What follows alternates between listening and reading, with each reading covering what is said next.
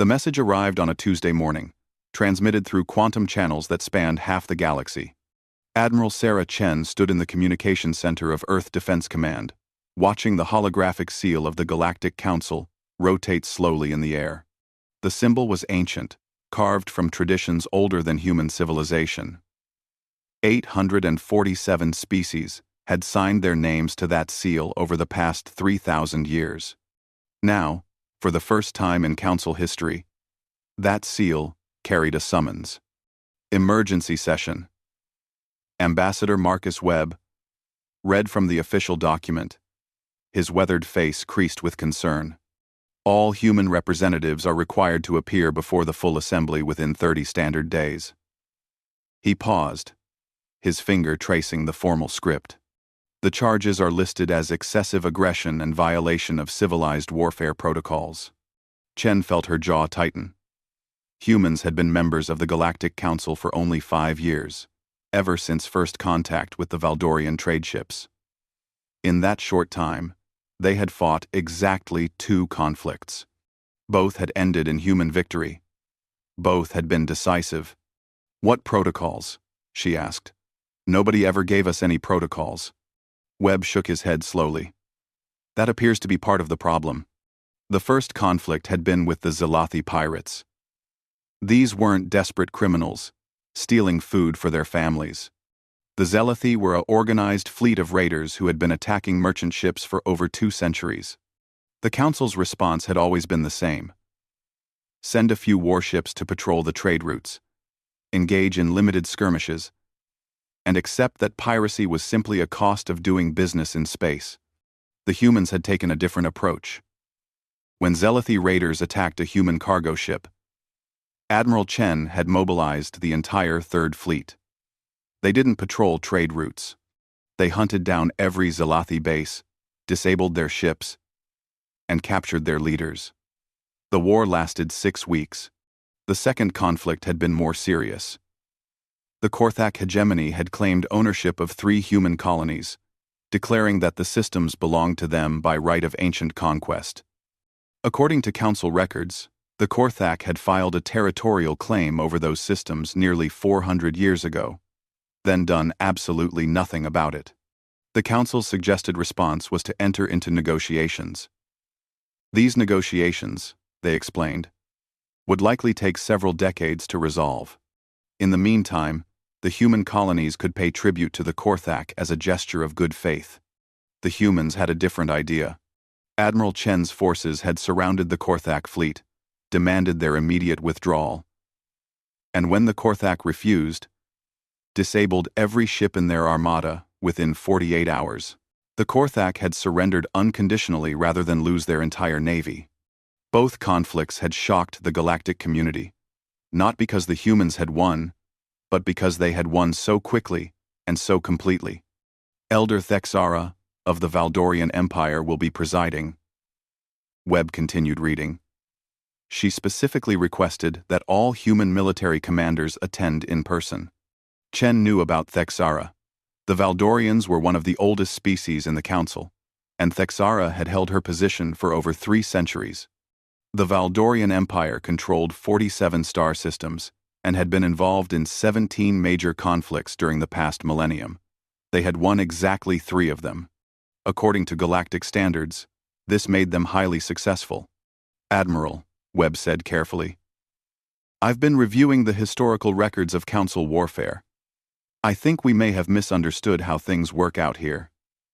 He activated a holographic display showing the last major conflict between the Valdorians and the Nixari Federation. The war had lasted 83 years. Battle reports showed endless cycles of attack and counterattack, with neither side ever pressing their advantages.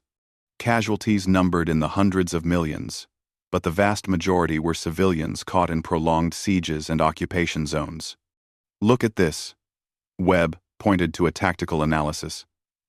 The Valdorian fleet had the Nexari capital world surrounded for 6 months. They had complete orbital supremacy. Instead of forcing a surrender, they negotiated a partial withdrawal in exchange for mining rights to 3 outer colonies. Chen studied the data with growing disbelief. They could have ended the war, Why didn't they? Because that would have been uncivilized, Webb said quietly. I've been talking to other ambassadors.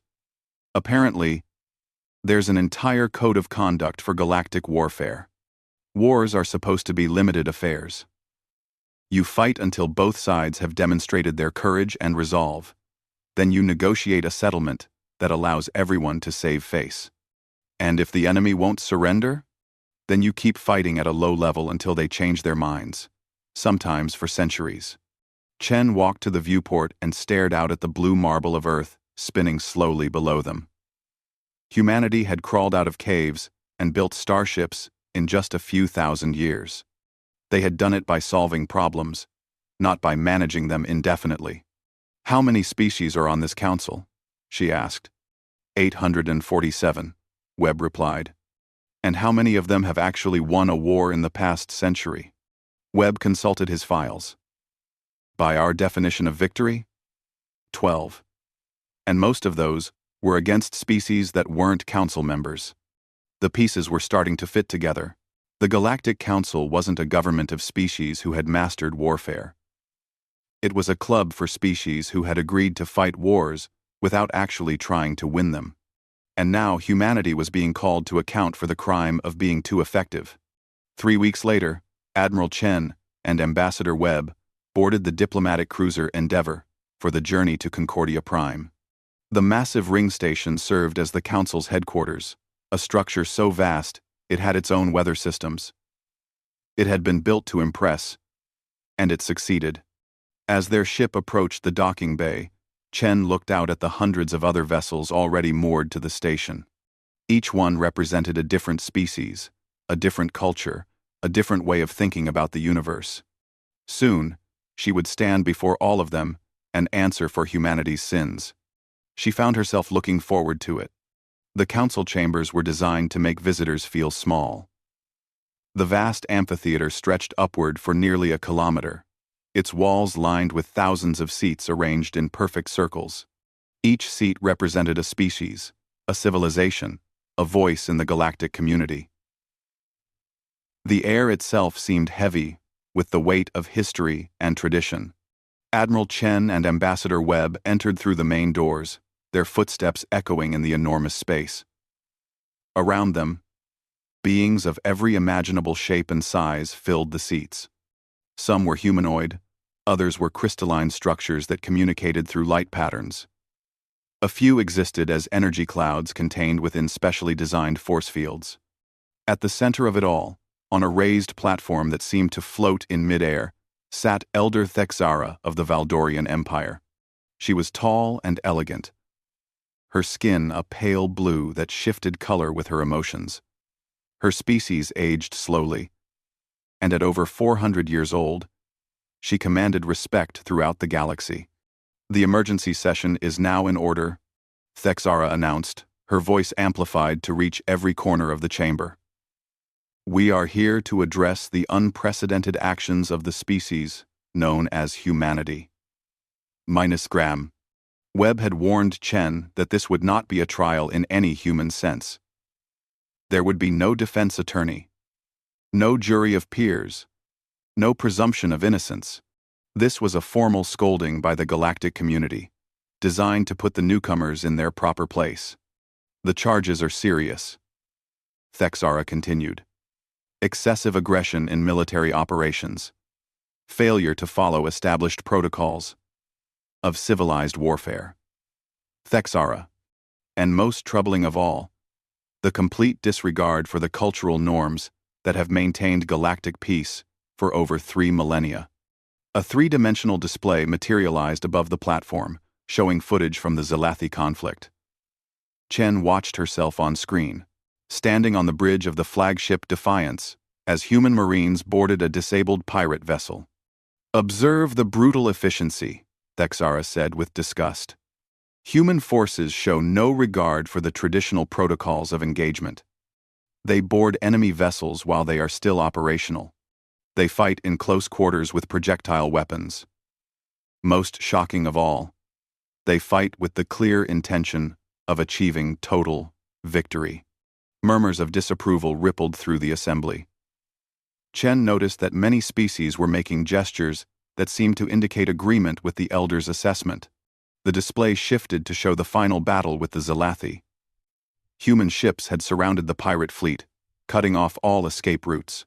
When the pirates refused to surrender, the humans had systematically disabled every enemy vessel within 6 hours. "This is not how civilized beings conduct warfare," Thexara declared. "Where are the formal challenges? Where are the ritual combats between champions? Where is the careful dance of advance and retreat that allows both sides to demonstrate their valor?" Ambassador Webb leaned forward in his seat. He had studied the records of Valdorian conflicts, and he knew exactly what Thexara was referring to. Valdorian warfare was indeed a dance, an elaborate performance where both sides took turns demonstrating their military prowess without seriously attempting to destroy each other. The display changed again, this time showing the conflict with the Korthak hegemony. The massive Korthak battleships hung in space like metal mountains, their hulls bristling with weapons that could crack a planet's crust. The Korthak hegemony filed legitimate territorial claims 4 centuries ago, Thexara explained. The proper response would have been to enter into negotiations, perhaps lasting several decades, to reach an equitable settlement. The screen showed what actually happened. Human ships had appeared without warning, surrounding the Korthak fleet. Admiral Chen's voice could be heard clearly across the communication channels. "You have 12 hours to withdraw from human space. If you are still here when the deadline passes, we will disable your ships and take your crews prisoner." 12 hours. Thexara's voice rose with indignation. Proper territorial negotiations require years of careful diplomacy. The humans gave them 12 hours. Chen had given them 12 hours because that was how long it would take for Korthak reinforcements to arrive. Every hour of delay meant more enemy ships to deal with, more risk to human colonists, and a higher chance that the conflict would spread to other systems. The Korthak had chosen to fight rather than withdraw. The battle lasted 37 minutes. "Observe the savagery," Thexara continued as the display showed human ships ramming damaged Korthak vessels. Human commanders deliberately sacrifice their own ships to disable the enemy. This is not courage. This is madness. Civilized warfare requires that both sides preserve their military assets for future conflicts. The elder gestured toward a section of seats occupied by the Korthak delegation. Their leader, a massive creature covered in thick armor plating, stood slowly.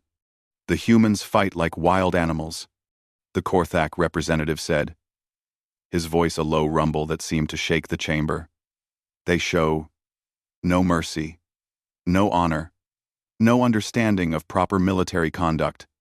Other voices joined in. The Nexari Federation complained that human tactics were unnecessarily decisive. The Crystalline Collective argued that human warfare was aesthetically offensive. Even species that had never fought a war, in their existence, stood up to criticize humanity's aggressive approach to conflict resolution. As Chen listened to speaker after speaker, a pattern began to emerge. These species hadn't just developed elaborate rules for warfare. They had turned war itself into a cultural institution. Wars were expected to last for decades or centuries. They were opportunities for young officers to prove themselves, for engineers to test new technologies, for poets to write epic songs about heroic battles. The idea that war might actually end with one side completely defeating the other was not just foreign to them. It was deeply offensive. "The Galactic Council has maintained peace for 3,000 years, Thexara said, as the complaints finally died down. "We have achieved this through careful balance, mutual respect, and the understanding that conflicts must be resolved through patience and wisdom, not through brute force." She turned her attention directly to the human delegation. "Species of humanity, you have been members of our community for 5 years. In that time, you have fought 2 wars and achieved 2 decisive victories. This cannot continue." Chen felt her temper rising. Around her, Hundreds of species were nodding in agreement with the elder's words. These were civilizations that had mastered interstellar travel, that had unlocked the secrets of quantum communication, that had built wonders spanning entire solar systems. And they were upset because humans were too good at winning wars. The elder raised her hand for silence. The council will now hear the human response to these charges. Ambassador Webb stood slowly, straightening his formal diplomatic uniform. The chamber fell silent, as nearly 1,000 beings turned their attention toward the small human delegation. Chen realized that this was the moment that would define humanity's relationship with the galactic community for generations to come. Webb stepped forward toward the speaking platform, his voice calm and measured when he began to address the assembly. Ambassador Webb walked to the center of the speaking platform, his footsteps echoing in the sudden silence. Nearly 1,000 beings watched him from the amphitheater seats, their alien faces showing expressions ranging from curiosity to outright hostility. The weight of their attention was almost physical. Honored Elder Thexara, distinguished representatives of the Galactic Council, Webb began, his voice carrying clearly through the chamber's acoustic systems. Humanity stands accused of excessive aggression and violation of civilized warfare protocols. He paused, letting his words sink in. Before I respond to these charges, I must ask a simple question. When humanity joined this council 5 years ago, why were we never informed of these protocols? A ripple of confusion passed through the assembly. Elder Thexara's skin shifted to a darker blue, a sign of irritation among her species. Such knowledge should be instinctive to any truly civilized species, she replied coldly. The principles of proper warfare have governed galactic conflict for millennia. They are not rules that need to be taught. They are natural expressions of civilized behavior. Webb nodded thoughtfully. I see. So these protocols are instinctive, natural. The way that civilized beings naturally conduct warfare. He activated a portable holographic display, and suddenly, the chamber was filled with images from the Council's own historical records. Let me share with you what humanity has learned about civilized warfare during our brief membership in this council. The first image showed a planet under siege.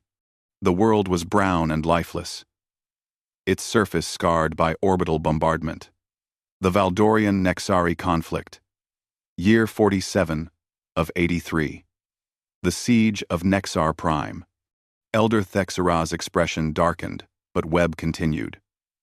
According to your own military reports, the Valdorian fleet maintained orbital blockade of this world for 6 years. 6 years during which no supplies reached the surface, no medical aid, no food shipments. The image shifted to show refugee camps overflowing with civilians. Casualty reports indicate that 4 million civilians died during this siege, not from weapons fire, from starvation and disease. Murmurs of discomfort began to spread through the assembly. These were not images that the council typically discussed in their sessions. And yet, Webb continued, the Valdorian fleet never attempted to force a surrender. They maintained what their tactical reports call civilized pressure for 6 years, while millions of innocents died. That is not relevant to these proceedings, Thexara said sharply. The Nexari-Valdorian conflict was conducted according to proper protocols. Both sides demonstrated courage and honor. Did they? Webb asked. He gestured to Admiral Chen, who stood and walked to join him at the platform. Admiral Chen commanded our forces in both conflicts you've criticized, Webb said. Perhaps she can explain the difference between civilized warfare and effective warfare.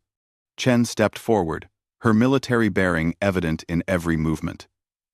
Unlike the elaborate robes and ceremonial attire worn by most council representatives, she wore a simple uniform with minimal decorations. The Zalathi pirates had been raiding merchant vessels for over 2 centuries, she said without preamble. According to council records, the average response to pirate attacks was to send patrol ships to chase them away temporarily. The pirates would retreat, wait a few months, then resume their attacks. She activated her own display, showing shipping routes crisscrossed with attack markers. In 200 years of civilized anti-piracy operations, the Council never actually solved the problem. You managed it. You treated piracy as a permanent feature of galactic commerce, rather than a problem to be eliminated. Pirates serve a useful function in galactic society, interrupted a representative from the hegemony of merchant worlds. They provide opportunities for young naval officers to gain combat experience without the risks of major warfare. Chen stared at the speaker in disbelief. You kept pirates around as a training exercise? It is traditional, Thexara said firmly. Certain criminal elements have always existed at the fringes of civilization. Complete elimination of such groups would rob future generations of valuable learning opportunities. Those learning opportunities cost the lives of every civilian killed in pirate raids, Chen replied. When the Zealothi attacked human shipping, we didn't see a training opportunity. We saw a problem that needed to be solved permanently. The display shifted to show the final assault on the main Zealothi base. Human Marines moved through the asteroid facility with ruthless efficiency, stunning pirates and securing their weapons. We didn't kill them all, Chen pointed out. We captured them, dismantled their organization, and turned their leaders over to the appropriate authorities. The piracy problem in that sector has been eliminated. For now, Thexara said dismissively. New pirate groups will emerge. They always do. Not if you actually prosecute the ones you capture instead of treating them as a permanent nuisance, Chen replied. The chamber erupted in angry voices. Several species accused the humans of being naive about the complexities of galactic politics. Others argued that complete military victories destabilized the careful balance of power that kept the peace. Webb raised his voice above the chaos. You call your warfare civilized because it follows ancient traditions, but let me show you what your civilized wars actually accomplish. The display changed to show a comprehensive analysis of Council conflicts over the past millennium. Graphs and charts filled the air, showing casualty figures, economic costs, and duration of conflicts. In the past 1,000 years, the Council has been involved in 47 major conflicts, Webb announced. The average duration was 61 years. The average civilian casualty count was 43 million per conflict. Total deaths from Council warfare in the past millennium exceed 2 billion beings. The chamber fell silent as the numbers sank in. Now let me show you the results of human barbaric warfare, Webb continued. The display shifted to show the two human conflicts. Total duration of both wars combined, 6 weeks. Total military casualties, 12,000. Total civilian casualties, 0. That proves nothing, Thexara said. But her voice lacked its earlier conviction.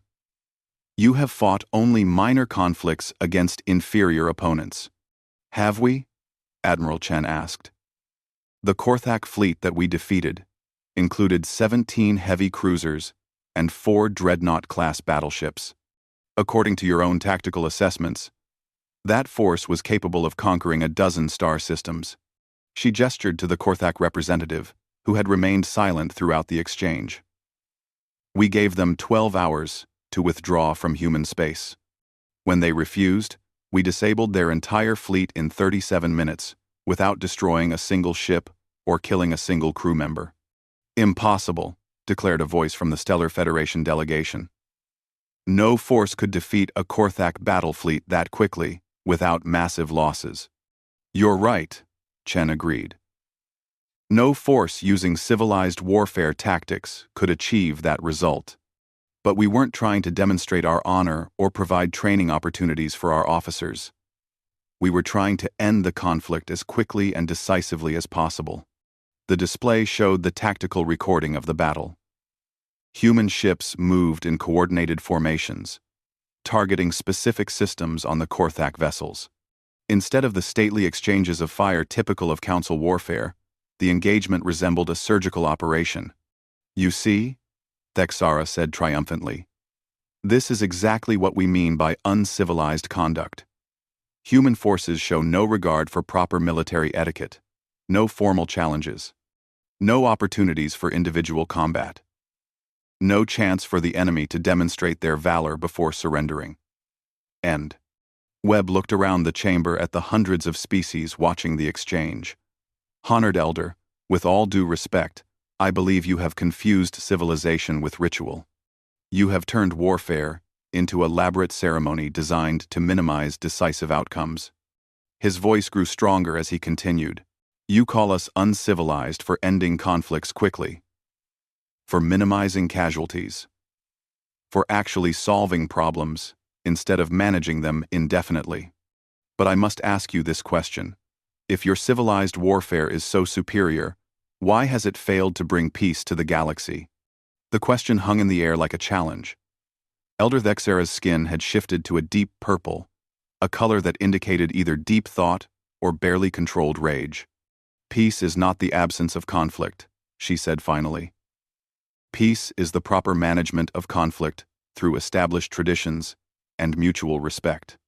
Webb nodded slowly.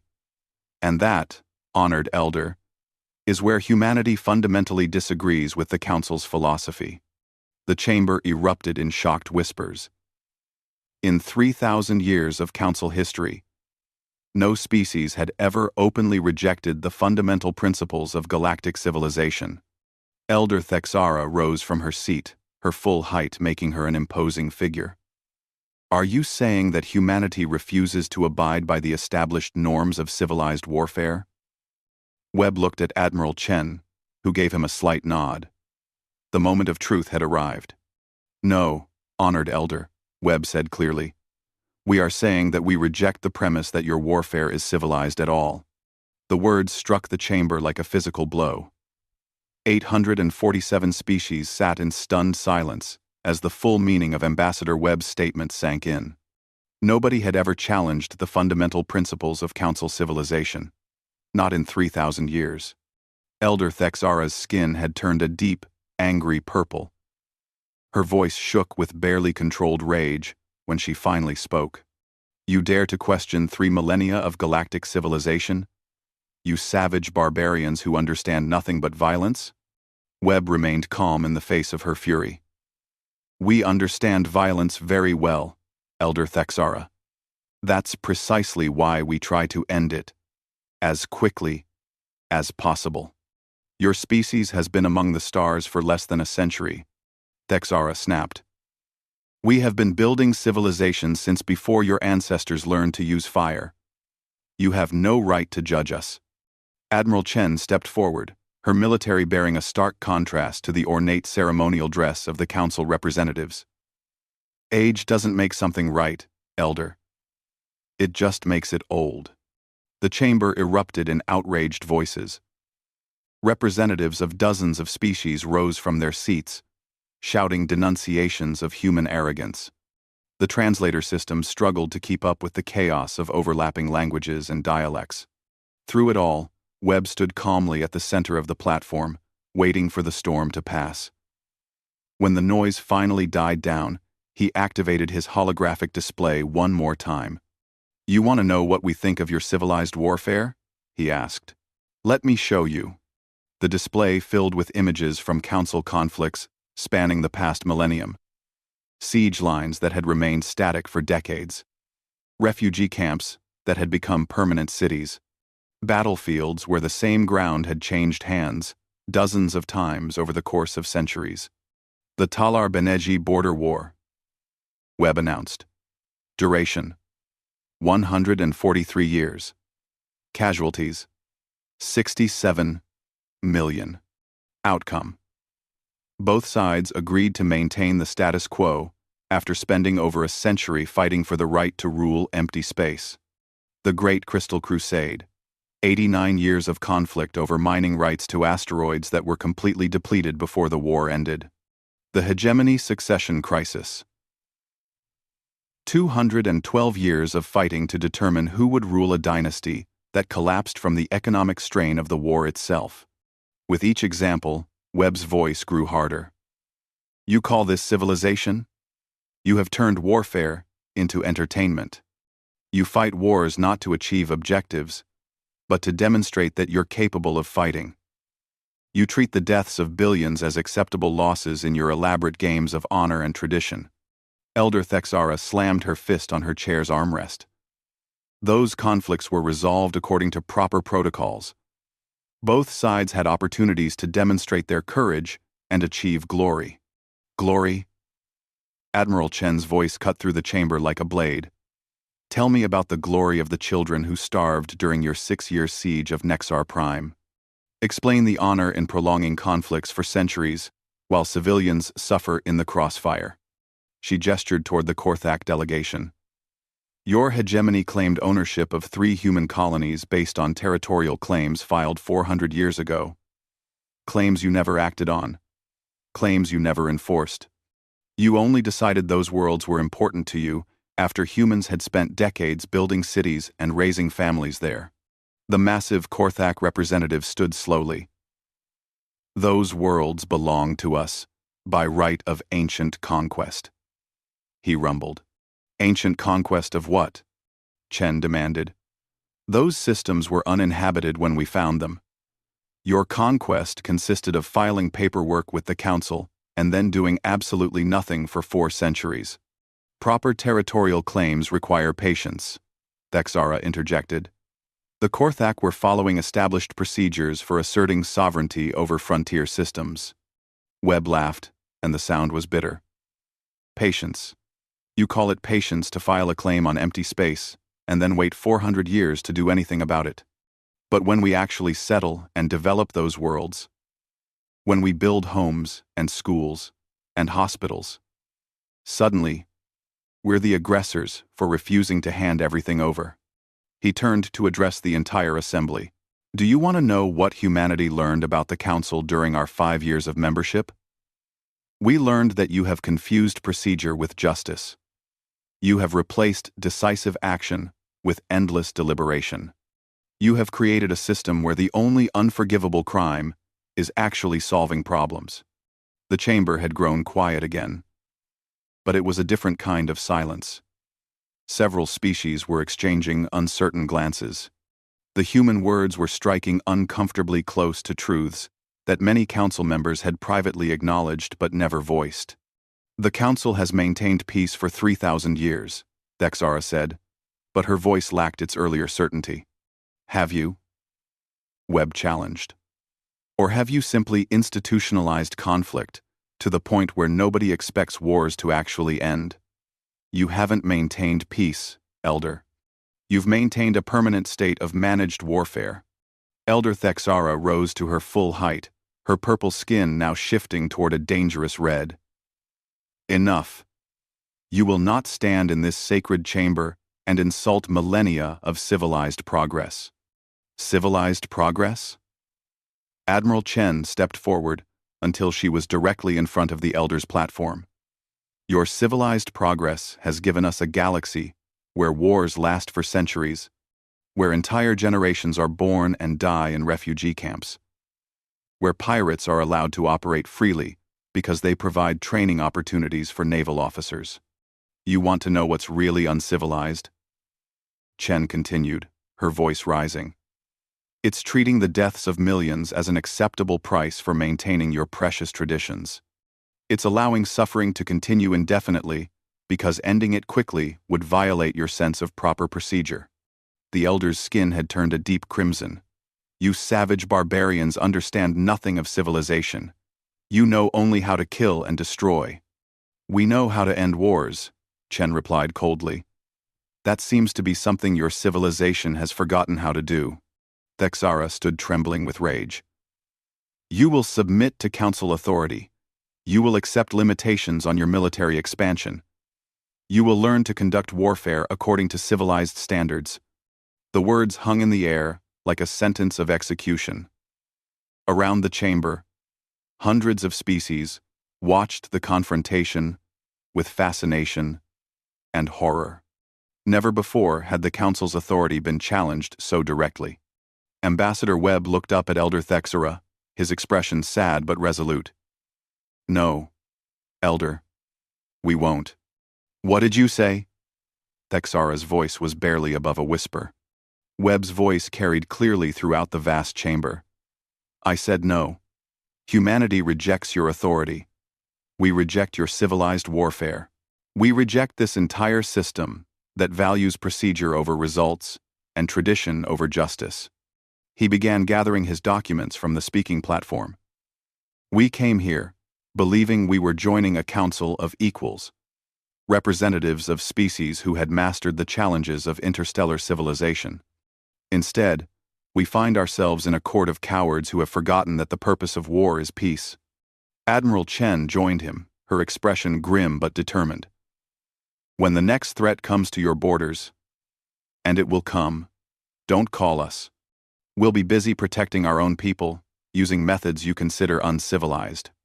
Elder Thexara's voice rose to a shriek. You cannot leave. No species has ever withdrawn from the Council. It is unprecedented. Webb paused at the edge of the platform and looked back at her. Elder Thexara, in the 5 years since humanity joined this council, we have learned many things about galactic civilization, but the most important thing we've learned is that sometimes being uncivilized is the only civilized choice. He turned toward the exit, Admiral Chen at his side. Earth formally withdraws from the Galactic Council. Effective immediately. We hereby renounce all treaties, agreements, and protocols that bind us to this organization.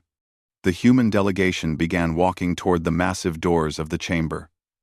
Around them, the greatest gathering of civilized species in the galaxy watched in stunned horror. Behind them, Elder Thexara screamed orders for security forces to stop them, but no one moved.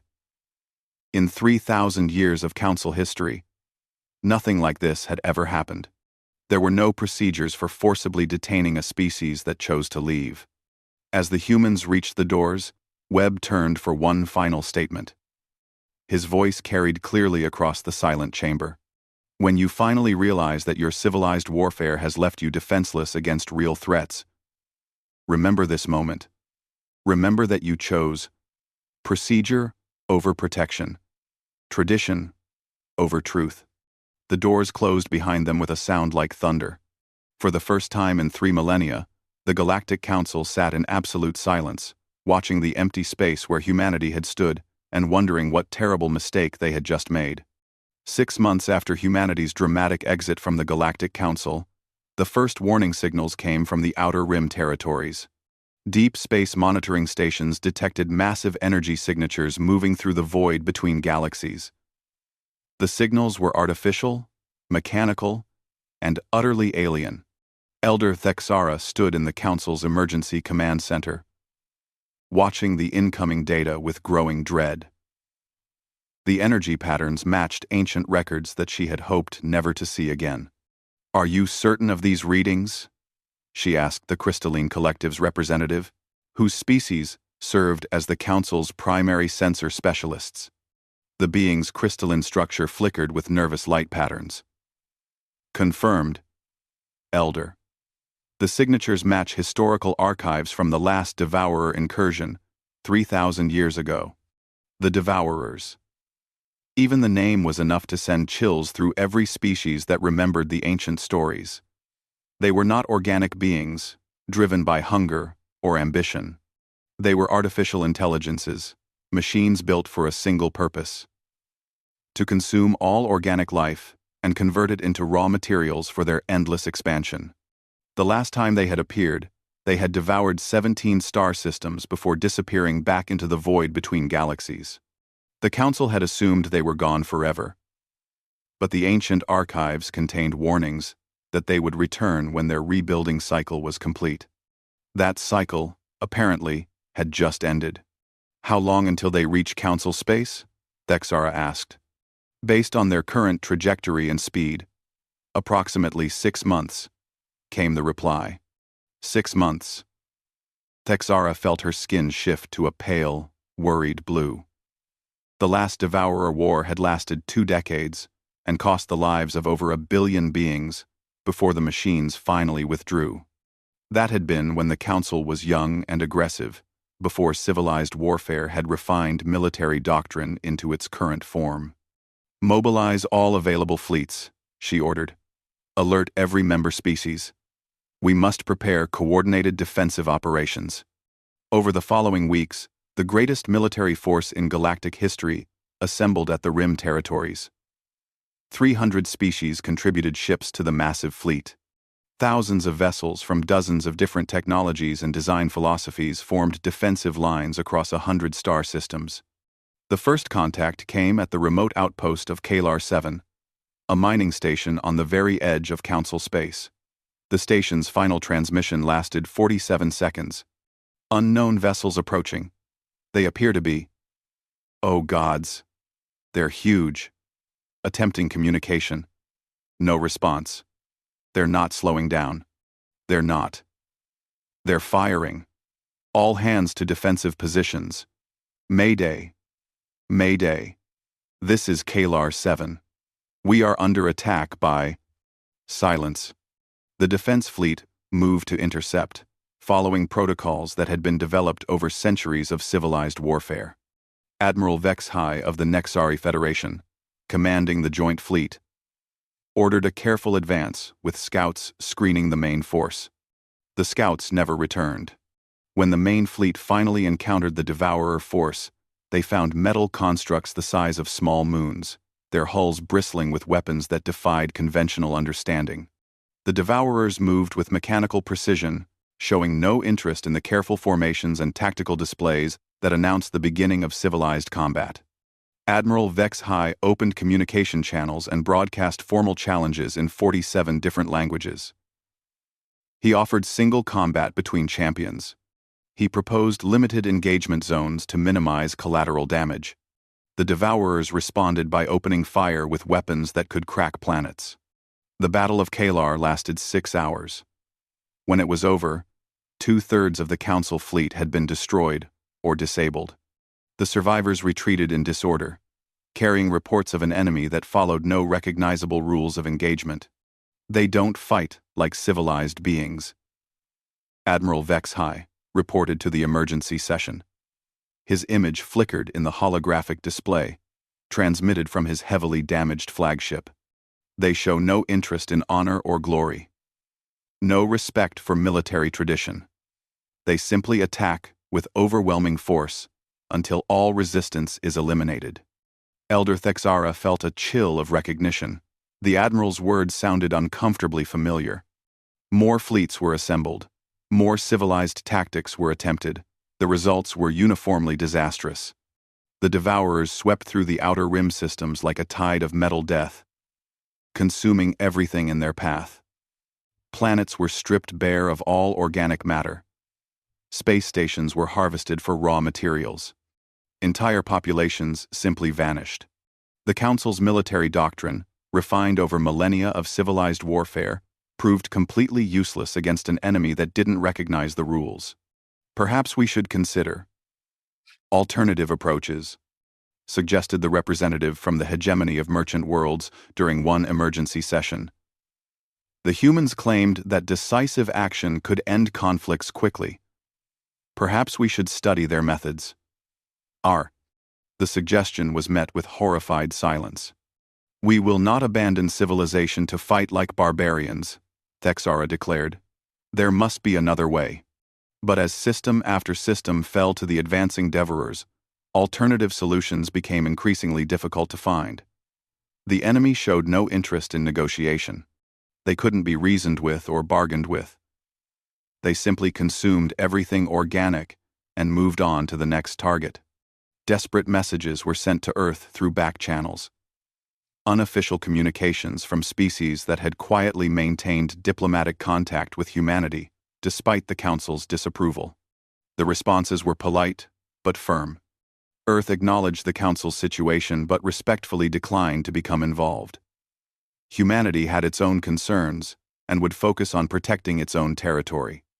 It wasn't until the Devourers reached human space that Earth finally acted. The first attack came at Titan Station, a human outpost on the edge of the Sol system. Unlike the Council's elaborate defensive preparations, the human response was swift and brutal. No formal challenges were issued. No attempts at communication were made. Human ships simply appeared and began firing. The galaxy watched in fascination and horror as Admiral Sarah Chen's forces engaged the Devourers using tactics that violated every principle of civilized warfare. Human ships rammed enemy vessels, their crews sacrificing themselves to deliver nuclear charges directly into Devourer hulls. Marine units boarded the mechanical constructs, fighting hand-to-hand combat in the corridors of alien machines. Most shocking of all, when human ships were disabled and faced capture, their crews deliberately triggered self-destruction sequences rather than allow their vessels to be harvested by the enemy. "Barbaric," whispered Elder Thexara as she watched the tactical displays. "Utterly barbaric." But the barbaric tactics were working. For the first time since the invasion began, Devourer forces were being stopped. Human fleets that should have been overwhelmed by the massive enemy constructs instead fought with a desperate ferocity that confused the mechanical intelligence. The Devourers had programmed their strategy based on thousands of years of studying Council warfare. They expected elaborate formations, formal engagements, and careful preservation of military assets. They were not prepared for an enemy that treated every battle as a fight to the death. Human captains who found themselves outgunned would ram their ships into critical enemy systems. Human Marines would board Devourer constructs, carrying improvised explosive devices, turning themselves into living weapons. Human commanders made tactical decisions in seconds that Council doctrine would require days of committee deliberation to approve. The tide began to turn. Not just in human space, but throughout the galaxy as other species watched and learned. Young officers began copying human tactics, despite the horrified protests of their superiors.